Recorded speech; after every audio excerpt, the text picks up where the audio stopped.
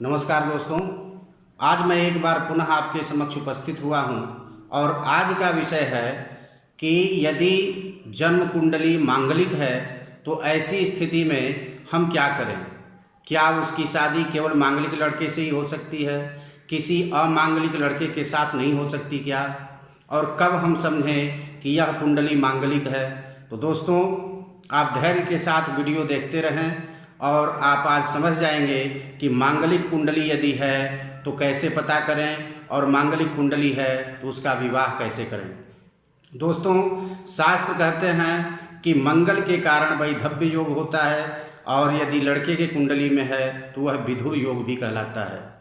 तो कब किस स्थिति में यह वैधव्य योग और विधुर योग होता है, क्योंकि इसके कारण माँ बाप को बहुत ही परेशानी होती है, उस कन्या के विवाह में भी तमाम परेशानियाँ होती हैं, विवाह में भी विलम्ब होता है।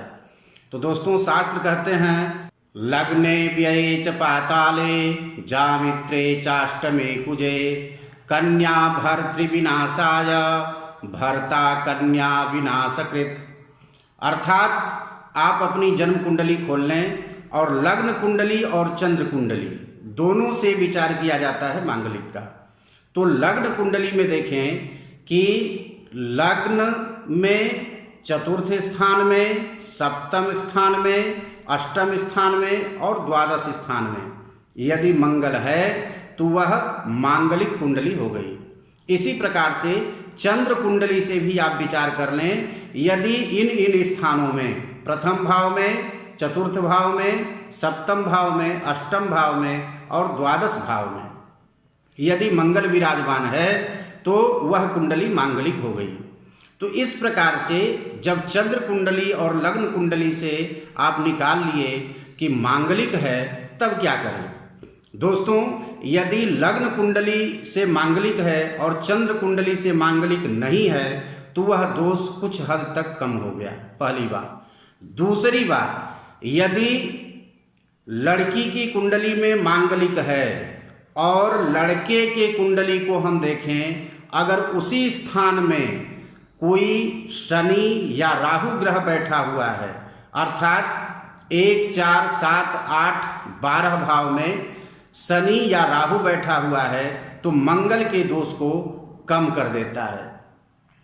शनि के कारण उसका दोष नहीं के बराबर होता है, राहु के कारण थोड़ा कम होता है, क्योंकि राहु भी दोष हरते हैं लेकिन शनि से कम।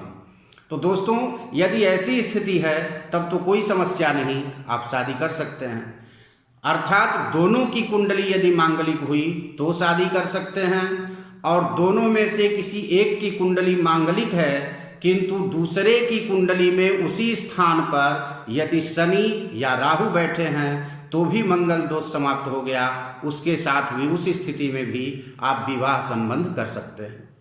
यदि दोनों में मांगलिक दोष है तब क्या करें। यदि कन्या में मांगलिक दोष है और जैसे ही आपको पता चला कि हमारी पुत्री मांगलिक है तो उसे सावित्री व्रत करने के लिए करें। सावित्री व्रत में बरगद पेड़ की पूजा की जाती है, उस पर तमाम श्रृंगार की सामग्री अर्पित की जाती है और उसे वर मानकर उसको चंवर डुलाया जाता है, हवा किया जाता है और उसके साथ रक्षा सूत्र बांधा जाता है। कच्चा धागा को लेकर उस बरगद के चारों तरफ परिक्रमा करते हुए उसमें बांधा जाता है। तो सावित्री व्रत से भी मंगल का जो प्रभाव है वो कम होता है और वैधव्य दोष दूर होता है। दोस्तों, यदि यह नहीं कर पाए या पता नहीं चला, शादी के समय ही पता चला जब पंडित जी ने कुंडली देखी और कहा कि ये तो मांगलिक है, तब क्या करें।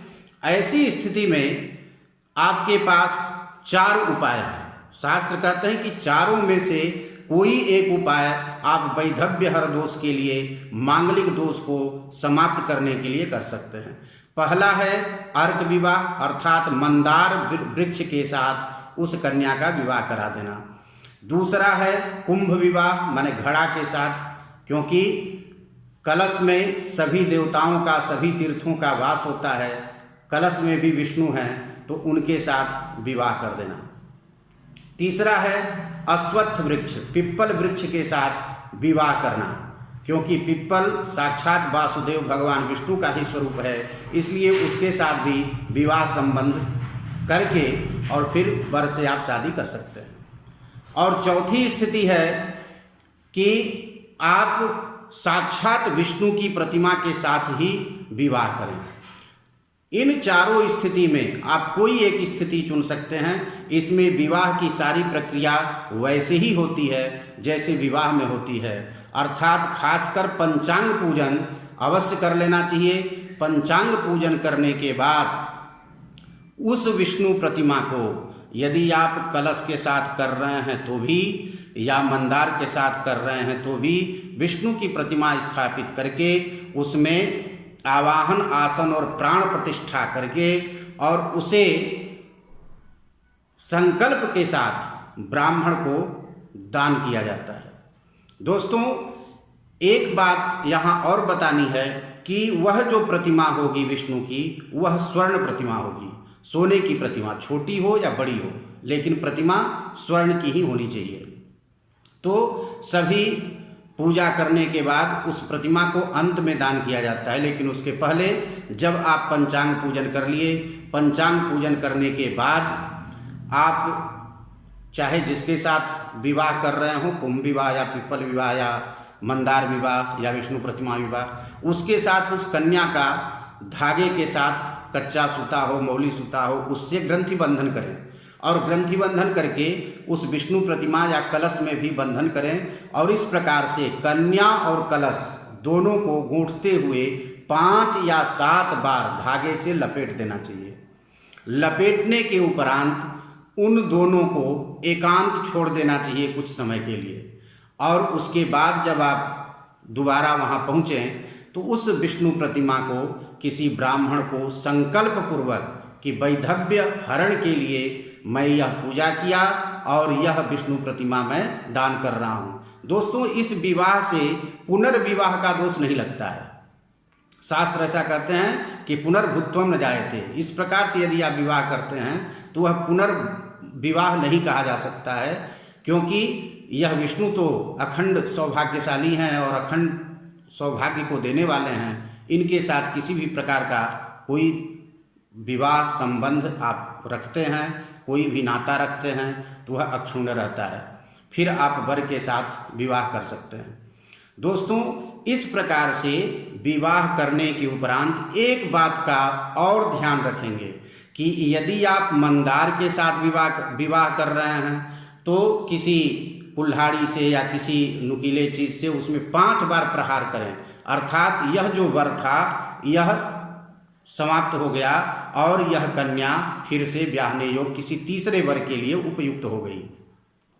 यदि आप कलश के साथ विवाह करते हैं तो विवाह के उपरांत उस कलश का पल्लव और जो कुछ भी उसमें है उन सभी के साथ, सुपारी सिक्के सबके साथ, बहते जल में या किसी भी तालाब के जल में, जल के अंदर उसको विसर्जित कर दीजिए, इस भावना से कि यह जो संबंध स्थापित था हमारी कन्या के साथ यह अब नहीं रहा, अब मैं तीसरे वर के लिए अब जा सकता हूँ।